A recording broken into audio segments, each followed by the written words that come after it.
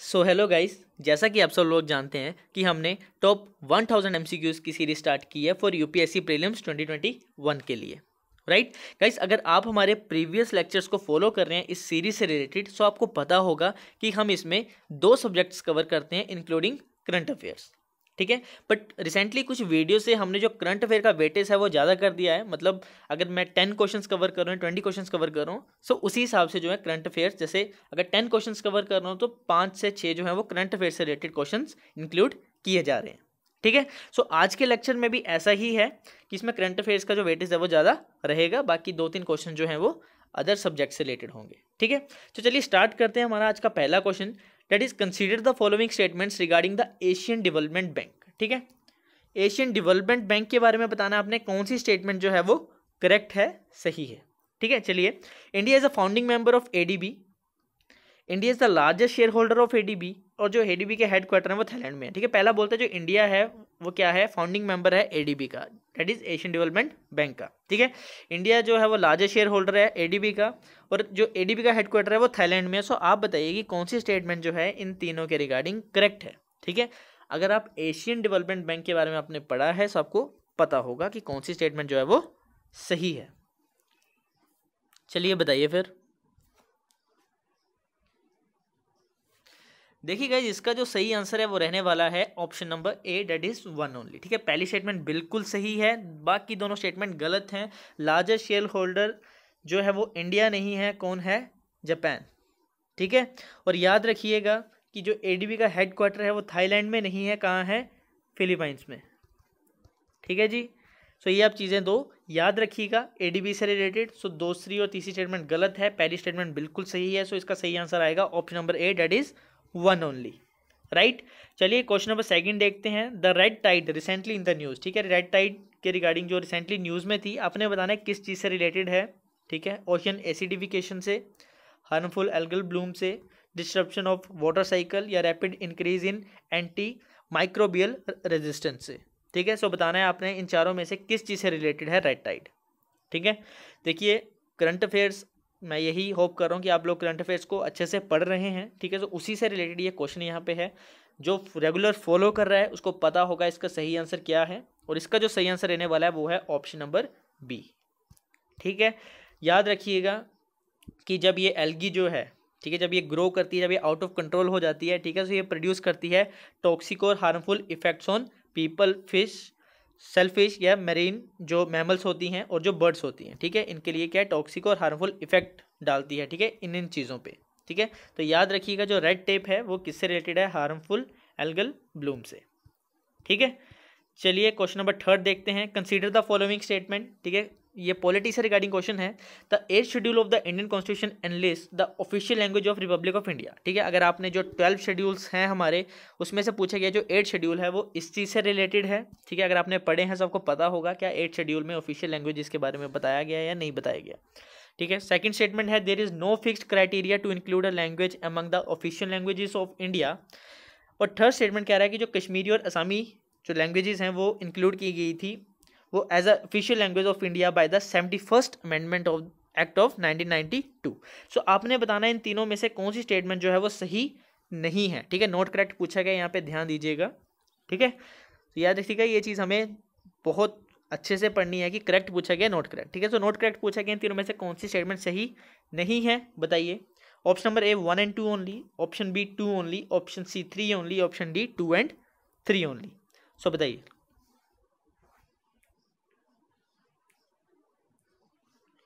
देखिएगा इसका जो सही आंसर है वो है option number C, that is 3 only. ठीक है, पहली स्टेटमेंट बिल्कुल सही है, शेड्यूल 8 में ही है, ऑफिशियल लैंग्वेजेस के बारे में बताया गया। ठीक है, ऐसा कोई क्राइटेरिया नहीं है। सेकंड स्टेटमेंट भी बिल्कुल सही है। थर्ड स्टेटमेंट जो है वो गलत है, क्योंकि जो कश्मीरी और असमी लैंग्वेजेस थी, ठीक है, ये शुरू से ही जो थी इसमें इंक्लूड की गई थी, इसके लिए कोई एज सच अमेंडमेंट नहीं हुई है। ठीक है, जब से कॉन्स्टिट्यूशन बना है तभी से ही इसमें इंक्लूड की गई थी ये। ठीक है, सो एज सच इसमें कोई जो है वो अमेंडमेंट की बात नहीं हुई है। ठीक है, फिर भी हम एक बार यहाँ पे पढ़ लेते हैं। देखिए यहाँ लिखा गया है असमी और कश्मीरी जो लैंग्वेज थी were included among the official language of India since the beginning and not after any amendment. ठीक है, सो कोई अमेंडमेंट वगैरह नहीं की गई है, स्टार्टिंग से ही इसमें इंक्लूड की गई थी। ठीक है, सो थर्ड स्टेटमेंट जो हमारी गलत होगी, सो ऑप्शन जो है हमारा सी सही हो गया। चलिए क्वेश्चन नंबर 4 देखते हैं। The scope of the pardoning power of the president is wider than the pardoning power of the governor. ठीक है, जो पार्डनिंग पावर होती है प्रेसिडेंट की, वो कहता है कि वाइडर होती है किससे, जो पार्डनिंग पावर होती है गवर्नर की उससे। ठीक है, कहता है both president and the governor have the power to grant pardon in the case of death sentence. ठीक है, डेथ सेंटेंस के केस में जो है दोनों के पास कहता है कि पावर है पार्डन ग्रांट करने की। सो आपने बताना है कि कौन सी स्टेटमेंट जो है वो सही है। बहुत इजी क्वेश्चन है, ठीक है, इसमें कुछ ज़्यादा सोचने वाली बात ही नहीं है। ठीक है, पर फिर भी बताइए, 1 only 2 only, both 1 and 2, neither 1 और 2। ठीक है, बताइए। देखिए गाइस, मैंने पहले बताया बहुत इजी क्वेश्चन है, इसका सही आंसर है ऑप्शन नंबर ए 1 ओनली। ठीक है, दोनों के पास नहीं होती, सिर्फ प्रेसिडेंट के पास ये पावर होती है, गवर्नर के पास ये पावर नहीं होती। ठीक है, और पहली स्टेटमेंट बिल्कुल सही है, जो पार्डनिंग पावर है प्रेसिडेंट की वो क्या है, वाइडर है किससे, pardoning power of the governor से। ठीक है, ये चीज़ आप याद रखिएगा। ठीक है, यहाँ पे देखिए लिखा गया है the president can grant pardon in all cases where the sentence given in the sentence of the death, but the pardoning power of the governor does not extend to the death sentence cases. ठीक है, सो president के पास power होती है, governor के पास नहीं होती। Second statement हमारी गलत हो जाएगी, पहली स्टेटमेंट हमारी सही हो जाएगी। ठीक है, लाइट पोल्यूशन के बारे में बताना है आपने, कौन सी स्टेटमेंट जो है वो करेक्ट है। ठीक है, कहता है जो स्काई ग्लो है is one of the components of the light pollution and it has environmental consequences for human, wild life and the climate.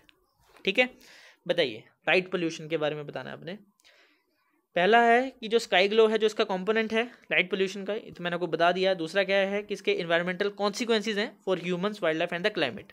So कौन सी स्टेटमेंट जो है इसके रिगार्डिंग सही है। देखिए दोनों की दोनों स्टेटमेंट जो है वो सही हैं। ठीक है, याद रखिएगा कि जो स्काई ग्लो है वो क्या है, इसका एक कंपोनेंट है, और बाकी के अगर आप कंपोनेंट्स यहाँ पे देखेंगे तो यहाँ पे आप पढ़ सकते हैं, अगर आप लाइट पोल्यूशन के बारे में और चीज़ें पढ़ना चाहें। ठीक है, यहाँ पे एक्सप्लेनेशन में चीज़ें दी गई हुई हैं। राइट, चलिए क्वेश्चन नंबर 6 देख लेते हैं। The milk fortification project was launch to address vitamin deficiency in consumers. ठीक है, मिल्क फोर्टिफिकेशन प्रोजेक्ट था वो लॉन्च किया गया था किसके लिए, to address vitamin deficiency in consumers. और दूसरा कह रहा है that it was launched by the Food Safety and Standard Authority of India in collaboration with FAO। ठीक है, सो बताइए कौन सी स्टेटमेंट इनके रिगार्डिंग करेक्ट है। थोड़ा सा मीडियम टाइप का क्वेश्चन है ये, ज़्यादा इजी नहीं है। ठीक है, तो थोड़ा सा आपको सोचना पड़ेगा, बाकी हमने पढ़ा है तो फिर तो इजी ही होगा, बस स्टिल बताइए। देखिए गाइस, इसके रिगार्डिंग जो है पहली स्टेटमेंट बिल्कुल सही है। ठीक है, ये किसके लिए लॉन्च किया गया था, to address the vitamin deficiency in consumers. ठीक है, ये Food Safety and Standard Authority द्वारा नहीं लॉन्च किया गया है, किसके द्वारा लॉन्च किया है वो चीज़ें देख लेते हैं। देखिए ये देखिए, the milk fortification project was launched by the national dairy development board in collaboration with world bank and Tata trust. ठीक है, किसके द्वारा किया गया है, national dairy development board NDDB in collaboration with world bank and the Tata trust. ठीक है, ये याद रखिएगा। तो सेकंड स्टेटमेंट हमारी क्या हो गई, गलत होगी, पहली स्टेटमेंट बिल्कुल सही है। So option A 1 only is the right answer. ठीक है जी, चलिए क्वेश्चन नंबर 7 देख लेते हैं। Haldibari Chilahati rail route has been recently in news. ठीक है, ये रेल रूट जो है रिसेंटली न्यूज़ में था। आपने बताना है कि ये इंडिया को कौन से नेबरिंग कंट्री के साथ कनेक्ट करता है, क्या वो पाकिस्तान के साथ कनेक्ट करता है, या श्रीलंका के साथ, या नेपाल के साथ, या बांग्लादेश के साथ। ठीक है, बताइए। बहुत ईजी है, करंट अफेयर से रिलेटेड है। अगर करंट अफेयर्स को फॉलो कर रहे हैं तो आप इसका आंसर बता देंगे कि इसका जो सही आंसर रहने वाला है वो है option number D, that is Bangladesh. ठीक है, देखिए recently Bangladesh and India started regular operation of freight train through the restored Haldibari, जो इंडिया में है, Chilahati Bangladesh rail route after over 50 years. ठीक है, which will strengthen railway connectivity and bilateral trade between the two countries. ठीक है, सो बांग्लादेश के साथ जो है ये कनेक्ट करेगा। राइट, चलिए फूड फोर्टिफिकेशंस के बारे में के रिलेटेड आपने चीज़ें बतानी है कि ये जो 3 इफेक्ट्स दिए गए हैं आपने बताना है कौन सा जो है एडवर्स इम्पैक्ट है फूड फोर्टिफिकेशन का। ठीक है, hyper vitaminosis, toxicity, loss of dietary diversity. बताइए तीनों में से कौन सा इफेक्ट जो है वो एडवर्स इम्पैक्ट है फूड फोर्टिफिकेशन का। ये भी थोड़ा मीडियम लेवल का क्वेश्चन है, बस स्टिल पढ़ा है तो बता सकते हैं आप। इसका जो सही आंसर रहने वाला है वो है ऑप्शन नंबर D। ठीक है, 1, 2 एंड 3। ठीक है, तीनों के तीनों जो है वो एडवर्स इम्पैक्ट हैं किसके, फूड फोर्टिफिकेशन के।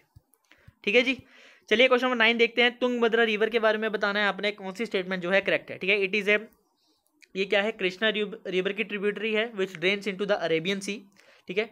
पेम्पासागर dam is built across Tungabhadra river and its major tributaries are Bhadra, Haridra, Vedavati and तुंग।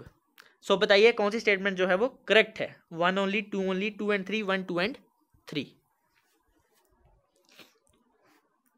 देखिए गाइस इसका जो सही आंसर रहने वाला है वो है ऑप्शन नंबर सी, 2 एंड 3, ठीक है। जो पंपासागर डैम है इस बिल्ट अक्रॉस तुंगभद्रा रिवर पे बना है और इसकी जो मेजर ट्रिब्यूटरीज कौन कौन सी हैं, भद्र, हरिद्रा, वेदावती एंड तुंग, ठीक है। सो सेकंड और थर्ड स्टेटमेंट जो है वो बिल्कुल सही है।